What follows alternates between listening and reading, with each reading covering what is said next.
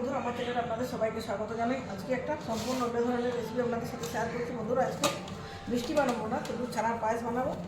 আমরা সকলে ছানার পায়েস খেতে পছন্দ করি, বাজার থেকে কিনে এনে খাই। তো বন্ধুরা, খুব কম খরচে কম উপকরণে বাড়িতে থাকা উপকরণ দিয়ে কীভাবে সুস্বাদু দোকানের মতো ছানার পায়েস বানানো যায় সেই রেসিপি আমি আপনাদের সাথে শেয়ার করছি। প্রথম থেকে শেষ পর্যন্ত ধৈর্য ধরে আমার সাথে থেকে ভিডিওটি দেখতে থাকুন। তো বন্ধুরা, ছানার পায়েস বানানোর জন্য দুধ থেকে ছানাটা আমি আগে কাটিয়ে নিয়েছি। এখানে 300 গ্রামের মতো ছানাটা আছে। ছানাটা হাত দিয়ে খুব ভালো মতো করে মেখে নিচ্ছি। এখানে বাইন্ডিংয়ের জন্য কোনো কিছু দেওয়ার প্রয়োজন নেই।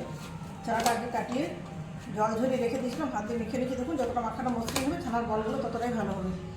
আপনি বল আকারও করতে পারেন, আবার লম্বা লম্বা শেপও দিতে পারেন। আর এখানে নিয়েছি দুধ, তো দুধের পরিমাণটা একটু কম আছে। কিছুক্ষণ পরে বাজার থেকে আমুল গোল্ডের যে প্যাকেটজাত দুধটা আছে সেই লিকুইড দুধটা এনে অ্যাড করবো, আর কিছুটা গুঁড়ো দুধ ব্যবহার করবো। বাকি যে উপকরণগুলো লাগবে সেগুলো অবশ্যই ভিডিও চলাকালে ধাপে ধাপে আপনারা সব দেখতে পাবেন। তো বন্ধুরা, ছানাটা খুব ভালো মতো আমার মাখা হয়ে গেছে। এবার ছানা থেকে আমি ছোটো ছোটো বল তৈরি করে নিচ্ছি। তো বন্ধুরা দেখুন, ছানার বলগুলো সব তৈরি করে নিয়েছি। আমি গোল আকারে বানিয়েছি, আপনি অন্য শেপও দিতে পারেন। আর এদিকে দুধটা বসিয়েছিলাম, যে দুধটা পরিমাণ ছিল গরম হয়ে ফুটে ফুটে অর্ধেকটা হয়ে গেছে। দুধটা অনেকটা ঘন হয়েছে, কিন্তু দুধ এইটুকুতে হবে না, একটু বেশি লাগবে। এই জন্য আমুল গোল্ডের যে লিকুইডটা নিয়ে এসেছি এটা অ্যাড করে দিচ্ছি পুরোপুরি। এটা 1/2 লিটার আছে। তার আগে কিছুটা গরম দুধ এখান থেকে তুলে রাখছি 2 হাতার মতো। স্বাদ বাড়ানোর জন্য আমুল যে পাউডার এখানে কিছুটা আমি অ্যাড করবো 100 গ্রামের মতো। এটাই হবে। এরপর বাকি দুধটা এখানে অ্যাড করে দিচ্ছি।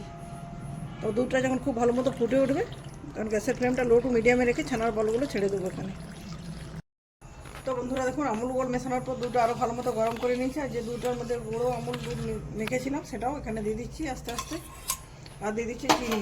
ছানার পায়েস খুব বেশি মিষ্টি করার প্রয়োজন হয় না, এই জন্য 50 গ্রামের মতো চিনি দিচ্ছি। খুব বেশি চিনি দিচ্ছি না, পায়েসটা খুব বেশি মিষ্টি করে খেতে ভালো লাগে না, একটু হালকা মিষ্টি ভালো। আর চিনিটা খুব ভালো মতো মিক্স করে নেওয়ার পর গ্যাসের ফ্লেমটা লো টু মিডিয়াম করে দিচ্ছি আমি। এটা একটু গলে যাক, তারপর ছানার বলগুলো আস্তে আস্তে এখানে দিয়ে দিচ্ছি।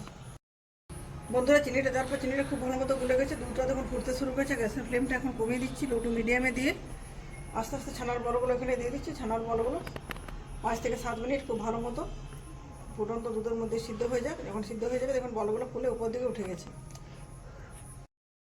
দেখুন বন্ধুরা, 5 মিনিট পরের কন্ডিশনটা দেখাচ্ছি। দেখুন ছানার বলগুলো কতটা ফুলে গেছে, ফুলে উপর দিকে উঠে গেছে। এরপর আমি যে কয়েকটা কাজু নিয়েছি, কাজুগুলো একটু গ্রেটার দিয়ে একটু গ্রেট করে একটু ছোটো ছোটো টুকরো করে নিচ্ছি। তারপর এখানে দিয়ে দেবো, আর উপরটাতে ছড়িয়ে দেবো পেস্তা। আর ফ্লেভারের জন্য দেবো এলাচ। এলাচটা অলরেডি দিয়ে দিচ্ছি, তো দেখানো হয়নি। একটা এলাচ দিচ্ছি, এখানে মুখ ফাটিয়ে নিই।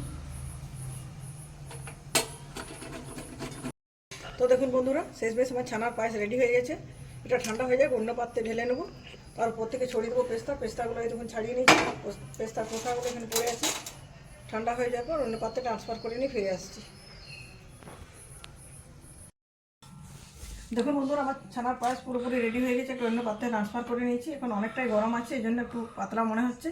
ঠান্ডা হলে ওটা পুরোটা জমাট বেঁধে যাবে। ঠান্ডা হয়ে যাওয়ার পর কিছুক্ষণ একটু ফ্রিজে রেখে দেবো। ছানার পায়েস ঠান্ডা ঠান্ডা খেতেই ভালো লাগে। উপর থেকে ছড়িয়ে দিচ্ছি পেস্তা কুচি। তো বন্ধুরা, ঘরোয়া পদ্ধতিতে ছানার পায়েস বানানোর রেসিপি কেমন লাগলো অবশ্যই কমেন্ট করে জানাবেন। যদি ভিডিওটি ভালো লাগে লাইক শেয়ার এবং চ্যানেলটি সাবস্ক্রাইব করে পাশে থাকবেন। আজকের মতো এ পর্যন্ত। পরের দিন দেখা হবে নতুন কোনো রেসিপির সাথে। ধন্যবাদ।